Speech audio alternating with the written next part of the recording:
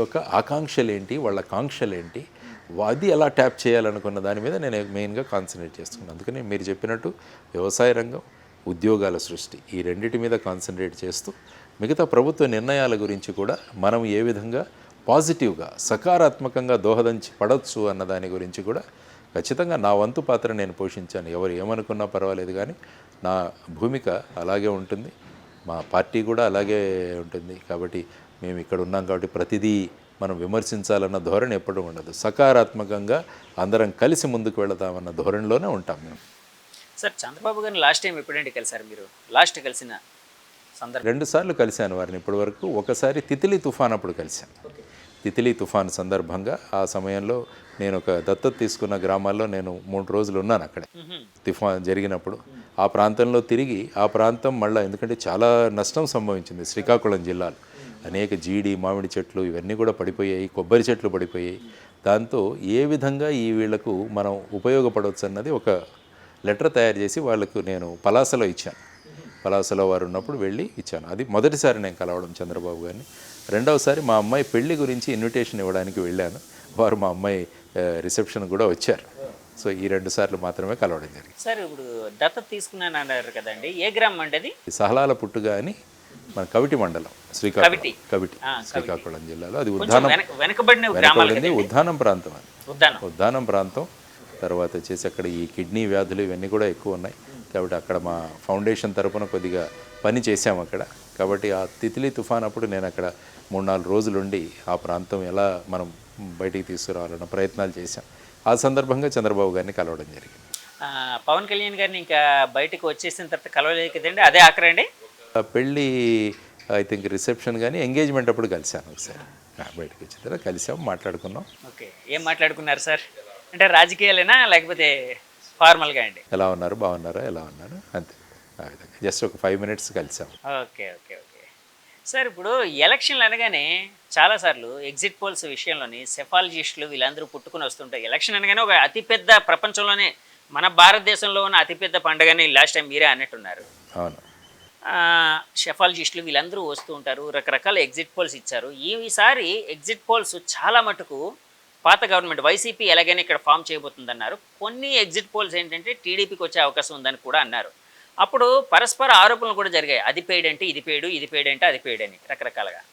వీళ్ళ మధ్య ఒక మెగాస్టార్ వచ్చాడు, కేకే, కిరణ్ కొండేటి అనే ఒక వ్యక్తి. కేకే అనే కూడా ఆయన 151 అని చెప్పారు. ఎస్, అవునండి, 2019లో చెప్పారు. ఈసారి 161 అన్నట్టుగా ఉంది. 161, 3 పెరిగాయి, 3 పెరిగాయి. సార్, ఆయన 2019లో చెప్పినప్పుడు, అంటే టీడీపీ పార్టీ 20 సీట్లకి కన్ఫైన్ కాబోతుంది, వైసీపీ 151 సంథింగ్ ఏదో రాబోతుందని చెప్పినప్పుడు చాలామంది విమర్శించారు. అట్లాగే ఇప్పుడు 161 చెప్పారు యాక్చువల్గా ఆయన చెప్పిన ఒక అద్భుతమైన విషయం ఏంటంటే అండి, జనసేన పార్టీ 21కి 21 గెలుచుకోబోతుంది, వైసీపీకి ప్రతిపక్ష హోదా రాదు, ఇవన్నీ ఆయన చెప్పినవండి. ఆ రోజు చెప్పారు. అలాగే కూటమి 161 సీట్లు గెలుచుకోబోతుంది అన్నారు. ఇప్పుడు ఒక 3 సీట్లు ఎక్స్ట్రా గెలుచుకుంది, 164. సో ఆ వ్యక్తి, అంటే అవన్నీ మీరు చూసే ఉంటారు, మీరు కూడా గమనించే ఉంటారు. దాన్ని పరిశీలిస్తే ఏమనిపించిందండి ఆయన కోసం కానీ, లేకపోతే ఆ విశ్లేషణ కోసం? అంటే మనం ఈ సెఫాలజీలో కానీ ఎగ్జిట్ పోల్స్ కానీ ఎంత సైంటిఫిక్గా చేస్తామన్న దాని మీద రిజల్ట్స్ ఆధారపడి ఉంటాయి. ఎందుకంటే ఈ ఎగ్జిట్ పోల్ చేసేవాళ్ళు ఎవరు కూడా ఎంతమందిని మేము అడిగాము, మా శాంపుల్ సైజ్ ఎంత, పార్లమెంటు నియోజకవర్గంలో ఎంతమంది మహిళలు, ఎంతమంది పురుషులు, తర్వాత ఎంతమంది యువతరం, ఆ తర్వాత అర్బన్ ఎంత, రూరల్ ఎంత, ఈ స్టాటిస్టిక్స్ ఎవరు ఇవ్వరు. వాళ్ళు 100 మందిని ప్రశ్నించారా, 1000 మందిని ప్రశ్నించారా, 2 లక్షల మంది ప్రశ్నించారా, ఎక్కడా కూడా లేదు. ఎప్పుడైతే మన శాంపుల్ సైజ్ పెరుగుతుందో మనము రియాలిటీకి దగ్గరగా వెళతాం. సో నేను అనుకోవడం కేకే గారు ఎవరైతే ఉన్నారో వారి కిరణ్ గారు అనుకుంటారు, వారి చేసిన సర్వేలో ఐ థింక్ ఒక పెద్ద టీమును పెట్టి వాళ్ళు ఎక్కువ మందిని వాళ్ళు పరిశీలించుంటారు అనుకుంటున్నాను. అవును, నేను ఆయన ఇంటర్వ్యూ కూడా చేశానండి. ఆయన ఇంటర్వ్యూ చేసి పాపులర్గా ఉన్న సంస్థలకి ప్రజలు నిజం చెప్పరు. చాలామంది ఒక్కోసారి నిజం చెప్పకపోవచ్చు, అంటే ఫోన్ వస్తుంది ఎవరి దగ్గర నుంచో, మేము పలానా సంస్థ నుంచి మాట్లాడుతున్నామండి, మీరు ఏ పార్టీకి ఓటేశారంటే ఎవరు చెప్తారండి? కానీ యాక్చువల్గా ప్రత్యక్షంగా వెళ్ళి అక్కడ ఉండి చేసి, కాబట్టి కిరణ్ కొండేటి గారు వారు ఎలాగా ఈ చేశారన్నదాన్ని కూడా ఐ థింక్ మీరు నా ఇంటర్వ్యూలో ఆయన చెప్పారండి. నేను ఆల్రెడీ ఇంటర్వ్యూ చేశాను ఆయనది. ఆయన శాంపిల్ సైజ్ కోసం కూడా అడిగినప్పుడు ఆయన ఒక మాట అన్నారు, అంటే యాక్చువల్గా శాంపిల్ సైజ్ అనేది చాలామంది రాజకీయ నాయకులు కూడా ఎన్ని శాంపిల్స్ తీసుకుంటారండి అంటూ ఉంటారు. శాంపిల్ సైజ్ ఒకటే కాదు, శాంపిల్ సైజ్ అనేది అతి ముఖ్యమైనది. కానీ దానికంటే కూడా అతి ముఖ్యమైన కొన్ని ఉన్నాయండి. అంటే ఏ వర్గాలు ఎలా ఉన్నాయి, ఎలా అంటే ఆ పర్సంటేజ్ ఎలా ఉంది అక్కడ, అంటే ఒక్కొక్క ప్రాంతానికి ఒక్కొక్క సమస్య ఉంటుంది. యూనివర్సల్ సమస్య అంటూ ఎప్పుడు ఉండదు. సో ప్రాంతాన్ని బట్టి మేము చేసామండి. మాకు కొన్ని స్లీపర్ సెల్స్ కూడా ఉన్నాయి. వాళ్ళే ఇన్ఫర్మేషన్ ఇచ్చేవారు. కొంతమంది మేము వీళ్ళందరినీ పెట్టేవాళ్ళం, వాళ్ళు వెళ్ళి జనంతో మమ్మల్ని సైంటిఫిక్గా వెళ్ళారు కాబట్టి నిజానికి దగ్గరగా రాగలిగారు. ఎందుకంటే కొన్ని ఎగ్జిట్ పోల్స్ మీరు చూసుకుంటే దేశంలో కూడా చాలా ఇవే. యాక్చువల్గా మీరు చూసుకుంటే 2018వ సంవత్సరంలో ఉత్తరప్రదేశ్లో జరిగిన ఎన్నికల్లో డిమానిటైజేషన్ అప్పుడే అయింది. డిమానిటైజేషన్ అయిన తర్వాత నోట్ల రద్దు తర్వాత మొదటి ఎలక్షన్స్ వెళ్ళింది ఉత్తరప్రదేశ్. అవునండి. ఆ సమయంలో చెప్పింది ఈ సఫాలజిస్టులు, ఎగ్జిట్ పోల్స్ వాళ్ళు చెప్పింది యూపీలో హంగ్ అసెంబ్లీ ఏర్పడుతుందన్నారు. అక్కడ భారతీయ జనతా పార్టీ 323 సీట్లతో వచ్చింది యోగి ఆదిత్యనాథ్ గారి ఆధ్వర్యం. అలాగా ప్రతి చోట. ఫర్ ఎగ్జాంపుల్ 2004వ సంవత్సరంలో Bharatiya Janata party India shining నినాదంతో వెళ్ళింది. అప్పుడు ఖచ్చితంగా మళ్ళీ వచ్చేస్తుందన్నారు వాజ్పేయి గారిగా. అవునండి. అప్పుడు రాలా. అప్పుడు మళ్ళీ యూపీఏ గవర్నమెంట్ ఏర్పడింది. కాబట్టి ఏమవుతుందంటే మీరు అన్నట్టు ఇది సైంటిఫిక్ బేస్. ఎంత ఏ నియోజకవర్గాలు ఏ సమస్యలు ఎటువంటి ఎవరిని మనం ప్రశ్నించాం వీటన్నిటి మీద రియాలిటీ దగ్గరికి వెళుతూ ఉంటాం. కానీ అల్టిమేట్గా ఎగ్జిట్ పోల్స్ ఉపయోగము ఎంతవరకు ఉంటుందన్నది కూడా మనం చూస్తే చాలామంది ఈరోజు ఎవరో 30 కోట్ల బెట్టింగ్ పెట్టి ఆత్మహత్య చేసుకున్నాడని నేను పేపర్లో చదివాను. ఈ గత ప్రభుత్వం మళ్ళా వస్తుందని చెప్పేసి బెట్టింగ్ పెట్టి ఒక వ్యక్తి 30 కోట్లకు బెట్టింగ్ పెట్టి అది చేయలేక ఆత్మహత్య చేసుకున్నాడు.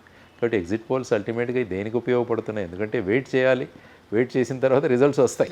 ఆ లోపల మనకు ఉన్న ఆతృత ఏమైపోతుందో అన్న దీంతో ఎగ్జిట్ పోల్స్ అన్సైంటిఫిక్గా చేసే. అంటే మన రాష్ట్రం అభివృద్ధి పదంలో వెళ్ళడానికి కేంద్ర సహకారం అవసరం అని ఫస్ట్ నుంచి అందరూ, అంటే చంద్రబాబు నాయుడు గారు అదే చెప్తున్నారు. అసలు బీజేపీతో జత కట్టడానికి కారణమే అదని చెప్పారు ఆయన. ఎందుకంటే రేపు పొద్దున మనం వస్తే వాళ్ళు సహకారం ఉంటుంది, సో రాష్ట్రాన్ని ముందుకు తీసుకుని వెళ్ళొచ్చు అని. అంటే రాష్ట్రం అభివృద్ధి చెందడానికి ఈ ముగ్గురు కాంబినేషన్, అంటే త్రిమూర్తుల కాంబినేషన్ అనుకోవచ్చు. ఫర్ ఎగ్జాంపుల్ అంటే నేను అంటున్నానండి, చంద్రబాబు గారు, పవన్ కళ్యాణ్ గారు, మోదీ గారు త్రిమూర్తులు అనుకోండి. ఫర్ ఎగ్జాంపుల్ ఈ కాంబినేషను ముందుకు బాగా వెళ్ళడానికి, రాష్ట్రం అభివృద్ధి చెందడానికి చంద్రబాబు గారు ఇమ్మీడియట్గా ఎలాంటి సమస్యల మీద, ఎలాంటి పరిస్థితుల మీద ఫోకస్ చేస్తే బాగుంటుందని మీ ఆలోచన? ఏది ఏమైనా కూడా రాష్ట్ర అభివృద్ధి అన్నది చాలా ముఖ్యం. అంటే రాష్ట్రాన్ని పెద్ద పెట్టున అభివృద్ధి ఎలా చేయాలి అన్న దాని మీద మనం తీసుకురావాలి. దానికి ఏ రాష్ట్రమైనా ఇప్పుడు అభివృద్ధి చెందాలి అంటే పెట్టుబడులు, ఇదే one of the bottom lines. తర్వాత మంచి లా అండ్ ఆర్డర్ ఏర్పాటు చేయడం. ఏ రాష్ట్రంలో అయితే లా అండ్ ఆర్డర్ బాగుంటుందో ఆ రాష్ట్రంలో పెట్టుబడులు బాగా వస్తాయి. ఇప్పుడు బీహార్లో ఎవరు కూడా పెట్టుబడులు పెద్దగా పెట్టడానికి ఇంతకుముందు అనుకూలత ఉండేది కాదు. ఎందుకంటే అక్కడ ప్రైవేట్ ఆర్మీలు ఈ సినిమాల్లో చూపించినట్టు ఈ రైఫిళ్ళు తీసుకొని వెళ్ళడం, ఇలా చేస్తే ఏ పెట్టుబడిదారు అక్కడికి వెళ్తాడు? ఏ మనం పెట్టుబడి పెట్టే ఇన్వెస్టర్ అక్కడికి వెళ్తాడు? అదే గుజరాత్, మహారాష్ట్ర చూడండి, ప్రతి ఒక్కరు అక్కడికే తీసుకెళ్తారు.